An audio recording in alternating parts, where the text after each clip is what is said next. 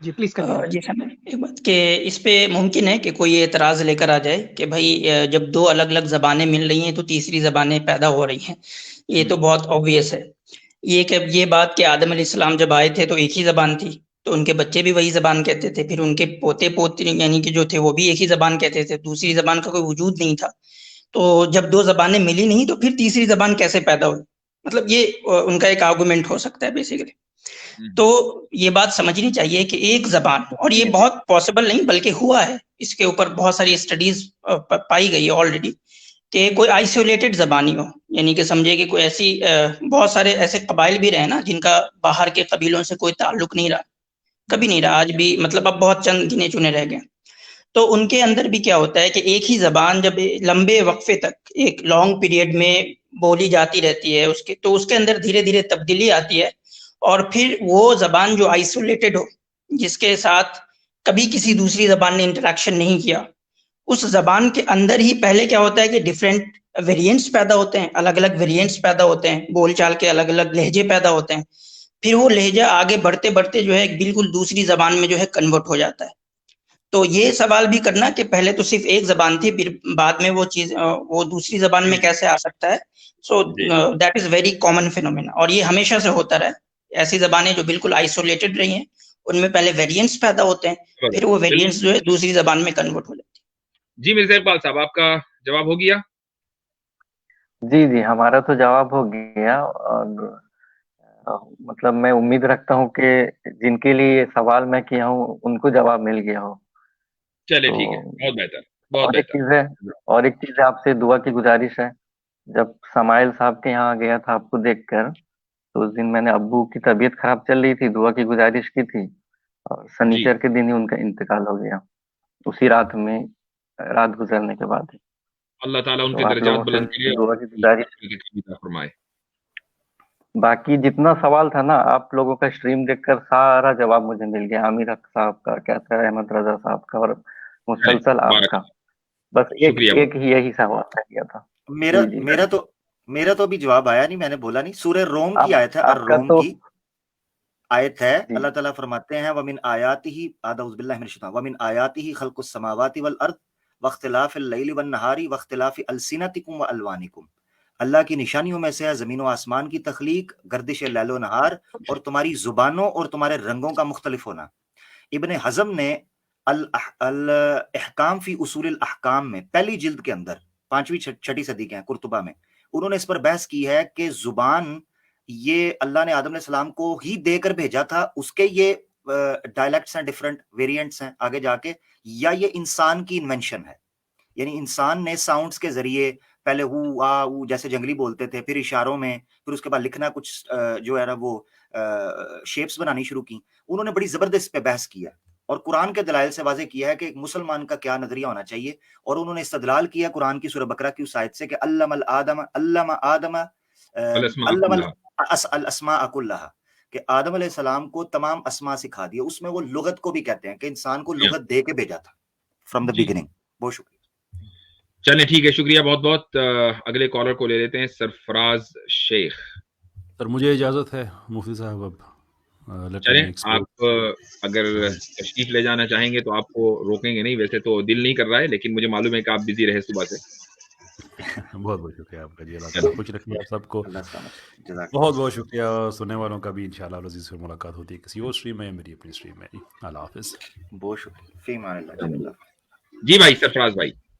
السلام علیکم ورحمۃ اللہ وبرکاتہ. وعلیکم السلام. صاحب میرا ایک سوال تھا کہ ابھی جیسے کہ ابھی بہت بار مطلب جب بھی میں مطلب کوئی دین کی بات کرنے جاؤ یا مطلب کسی سے بھی کچھ ہو تو وہ ہمیشہ شادی کی بات نکال لیتے ہیں, نبی کی شادی کی بات, نبی ایسے شادی کیے تھے ویسے شادی کیے تھے. تو ہمارے اسلام کے دائرے میں جاننا چاہتا ہوں کہ ہمارے مطلب لڑکی مطلب شادی ہونے کی ایج کیا ہونی چاہیے, اور مطلب بیسیکلی شادی کا کانسیپٹ کیا ہوتا ہے, اور جو کنکیوبائنس کا سسٹم تھا اس کو بھی تھوڑا بیان کیجیے. اور باقی ہمارا آپ نے ایک ہی جملے میں اتنے سارے سوال کر لیے ہیں جس کے لیے ہم یہاں پورے دن بیٹھے رہے. ایکچولی نہیں میں بتا رہا ہوں, سنیے میری بات. کنکیوبائن کے تعلق سے ہماری اسٹریم میں ہم سے جو بھی کوئی سوال کرتا ہے ہم اس کا حوالہ دے دیتے ہیں. وہ میرے چینل پہ تھی, وہ عامر بھائی کسی اور کے چینل پہ, کیسر بھائی کے چینل پر. ہاں وہ کیسر بھائی کے چینل پر ہے, آپ وہاں جائیں اور وہاں پوری اسٹریم دیکھیں, پوری اسٹریم دیکھیے گا, اور اس کے بعد آپ کو جو مسئلہ کانکیوبائن کا ہے وہ تو مکمل طریقے سے حل ہو جانا ہے انشاءاللہ تعالی.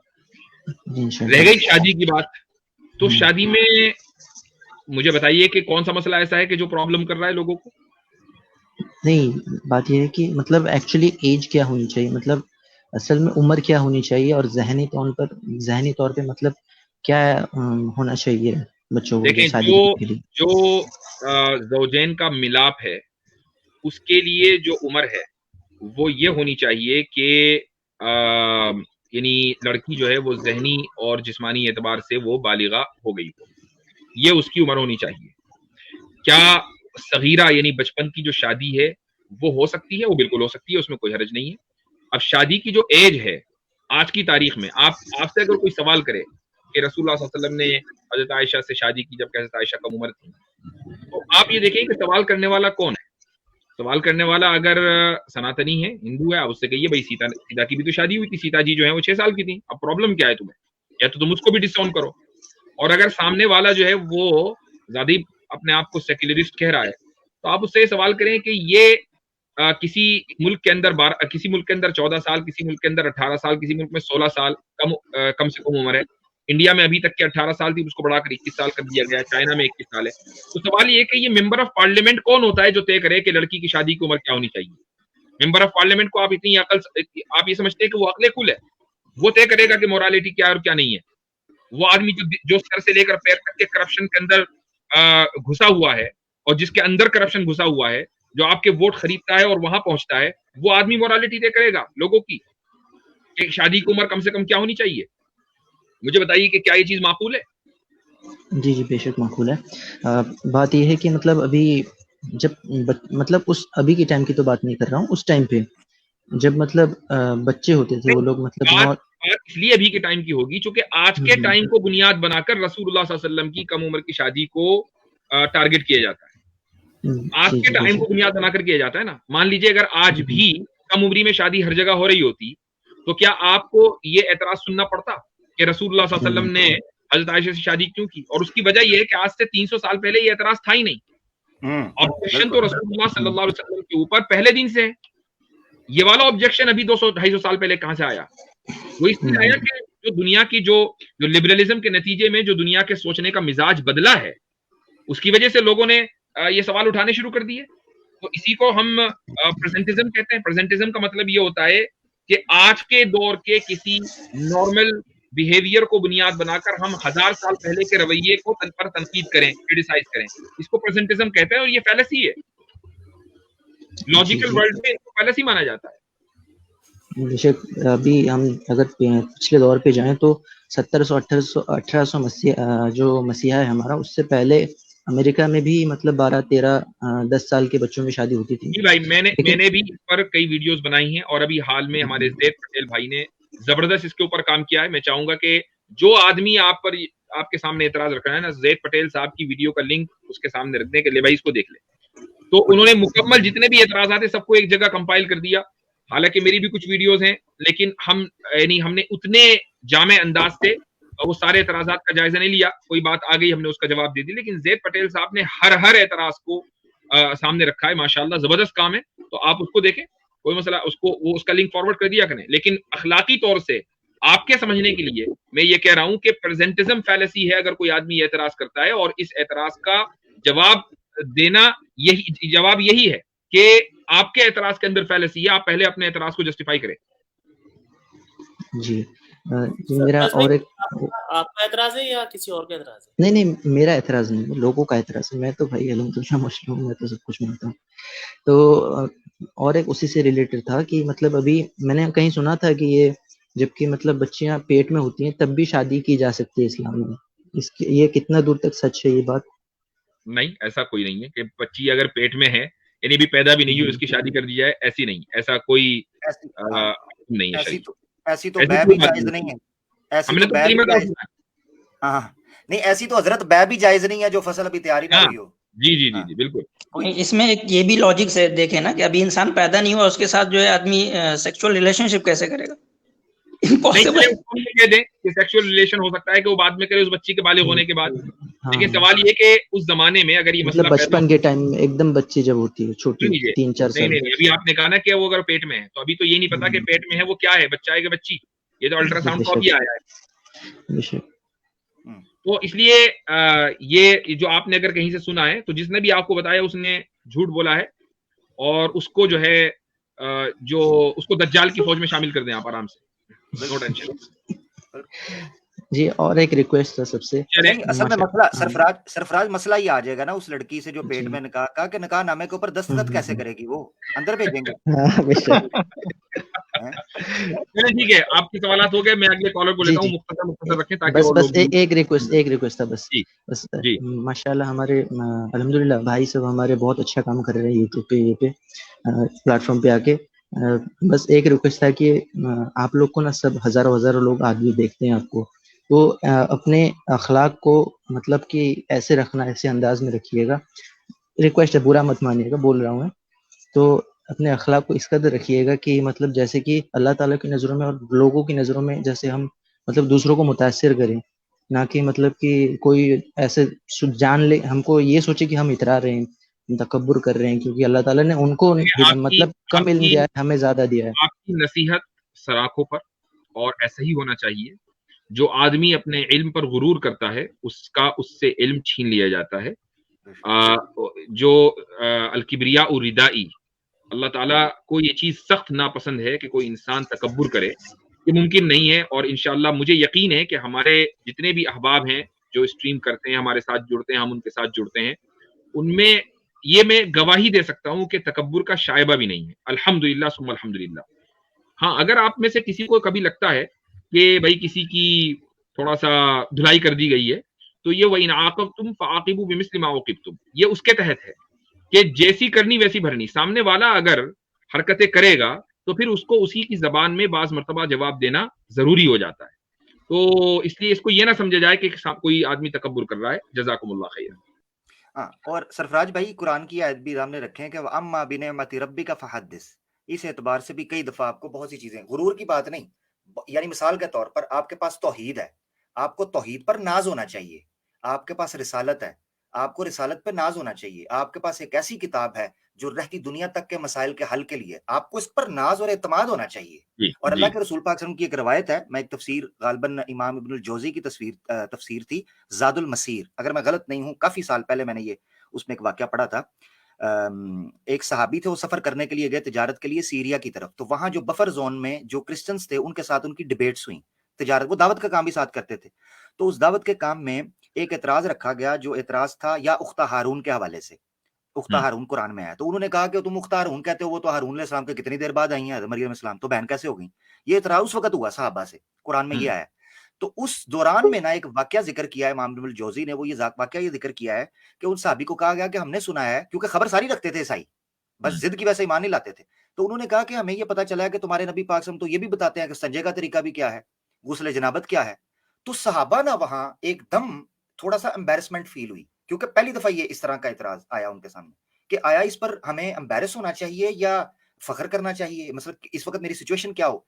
उन्होंने आके नबी पाक सल्लल्लाहु अलैहि वसल्लम के सामने ये वाकया रखा कि हमें उस ईसाई मिशनरी के बंदे ने ये बात की कि आपके नबी तो आपको वॉशरूम में कैसे जाना है वो भी दुआ सिखाते हैं, निकलना कैसे दुआ।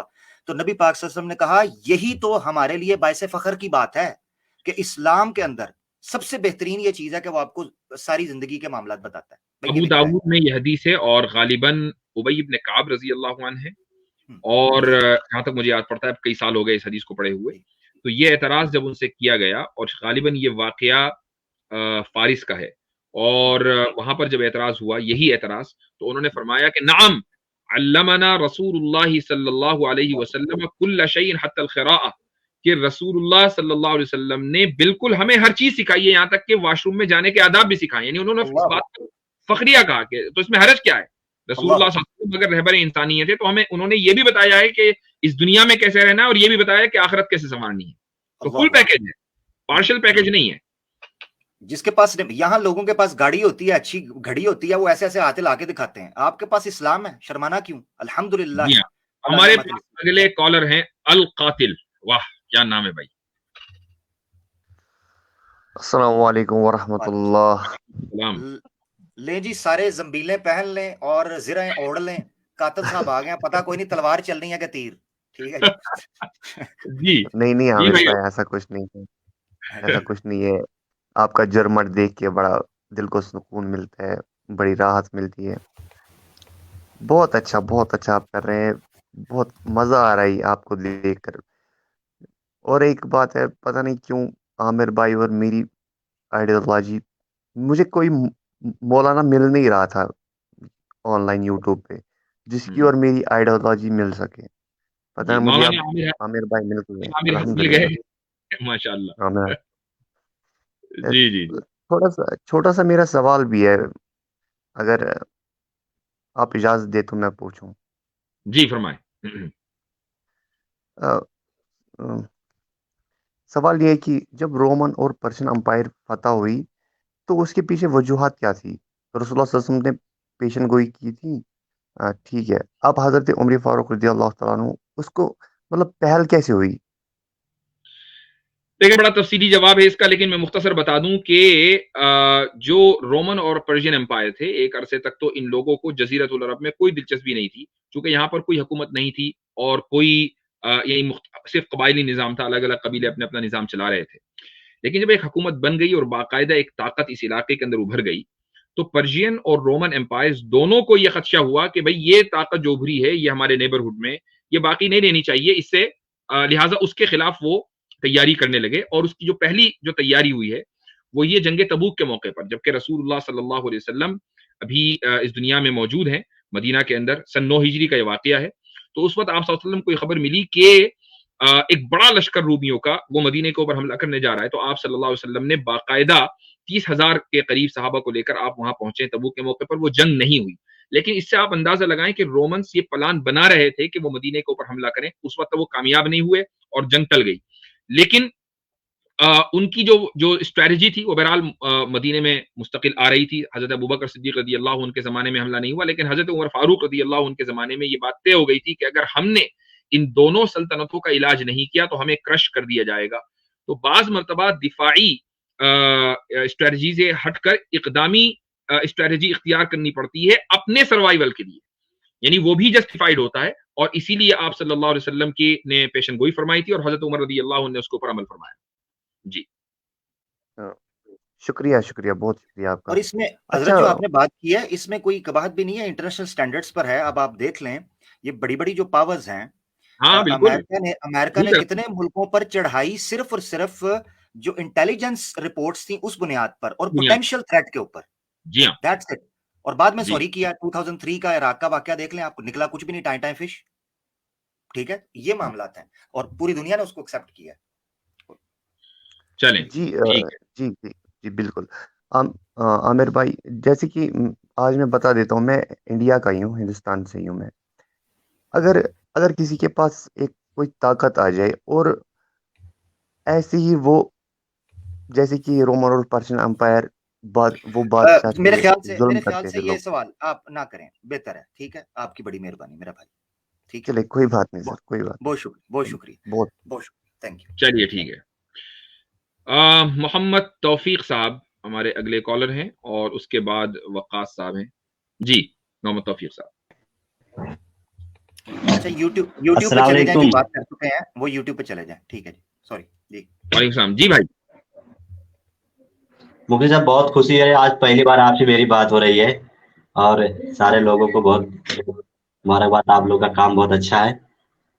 جی فرمائیے. میں آپ کو بہت دنوں سے سن رہا ہوں, بہت تمنا تھی کہ ہمارے بڑے ہیں, بڑوں سے بات ہونی چاہیے کبھی کبھار, ہم لوگ بھی دعا لیں, لیکن آج یہ تمنا پوری, بہت اچھا لگ رہا ہے. اللہ تعالیٰ آپ کی تمام حاجات کو, جائز ضروریات کو پورا فرمائے اور ہمارے حق میں بھی دعا کرتے رہیں. آمین آمین یا رب العالمین.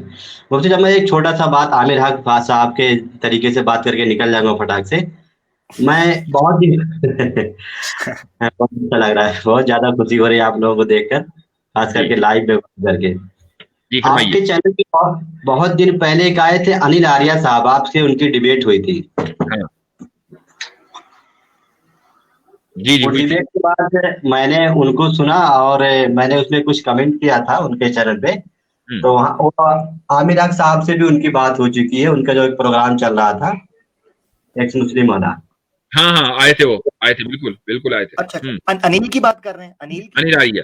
हाँ, अनिल जो लास्ट में भाग गए थे मुफ्ती साहब के चैनल से जब डिबेट हो रहा था।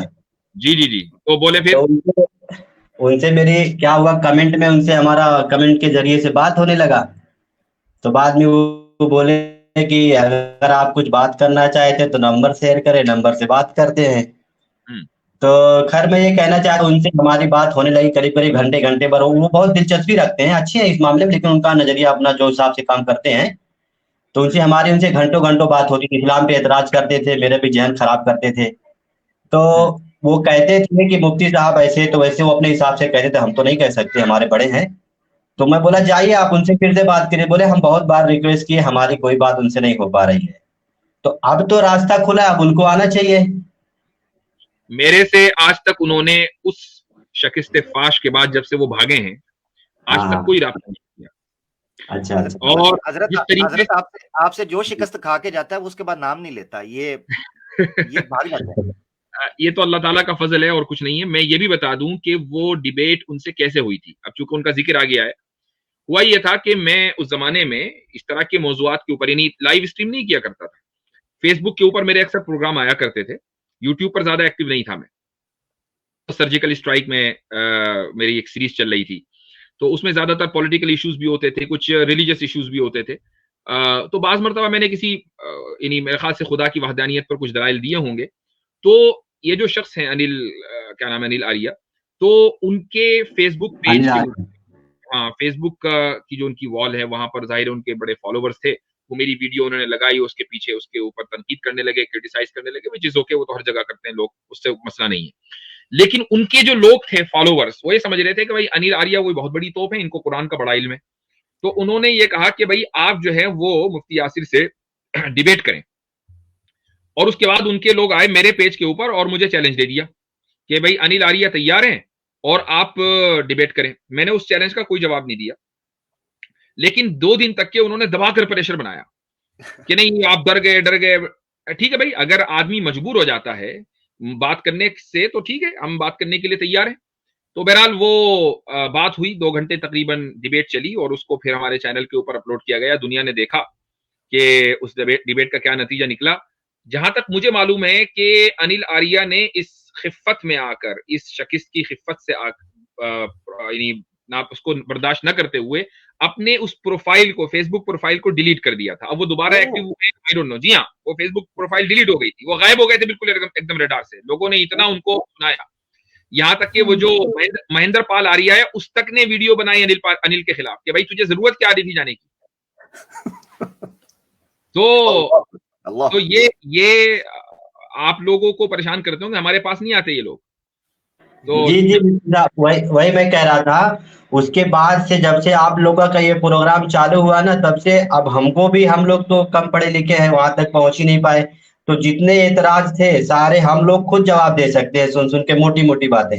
और यकीन मान उनको कुछ आता जाता नहीं है, दूसरे का नकल करके वही रखते, बाकी इनकी अपनी कोई रिसर्च नहीं होती है।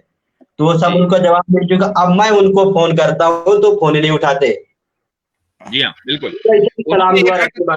उन्होंने एक हरकत और की थी, वो ये कि जब वो वीडियो आ गई और लोगों ने उनको लानतान शुरू कर दी, तो उन्होंने मेरा व्हाट्सएप नंबर, मेरा पर्सनल नंबर पब्लिक किया। ठीक है, ये भी मैं बता दूं आपको। अपने फेसबुक के ऊपर उन्होंने पब्लिक किया। और जो राजस्थान और इधर उधर के जो हुंडे थे, उनको उन्होंने मेरा नंबर दिया और उन लोगों ने मुझे कॉल करनी शुरू की, मुझे धमकियां देनी शुरू की। ये हरकतें थी इंसाफ की, ठीक है, मुझसे डिबेट हारने के बाद। तो ये डॉक्सिंग इन लोगों ने की है। और वो नंबर इस तरीके से जाहिर है कि जब हम एक दूसरे के कांटेक्ट में आए, शर्तें तय हुई, तो ऑब्वियसली व्हाट्सएप के ऊपर राब्ता होना था।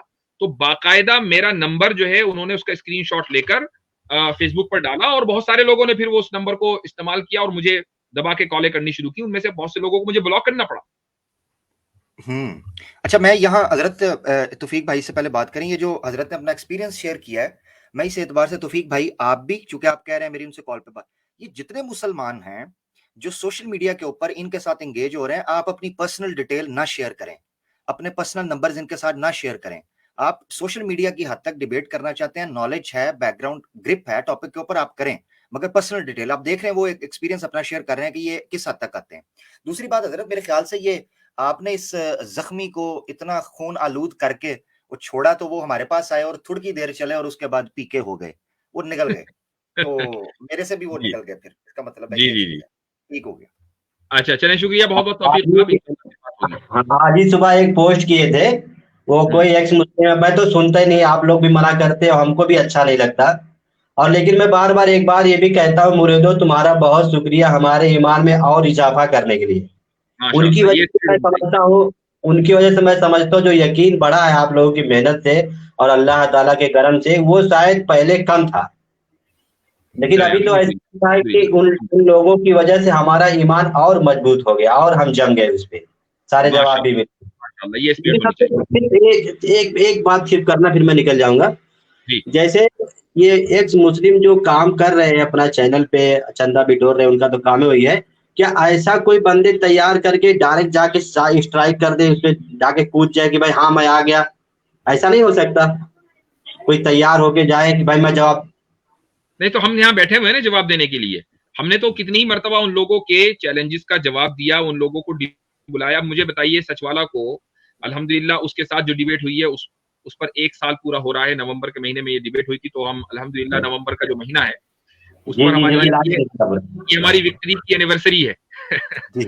तो मैंने इस एनिवर्सरी के मौके पर सचवाला के लिए उसको टैग करके बाकायदा एक पैगाम भी भेजा कल कि भाई तुम्हें 5 ऑप्शन दिए हुए थे और उसमें एक ऑप्शन ये भी था कि मैं तुम्हारे चैनल पर आऊं, लेकिन तुम उस ऑप्शन को कबूल तो करो। किसी को भी कबूल करने के लिए तैयार नहीं है। और मैं ये भी बता दूं आपको कि वो इस वक्त उलमा से बात करने के लिए इतना डेस्परेट है।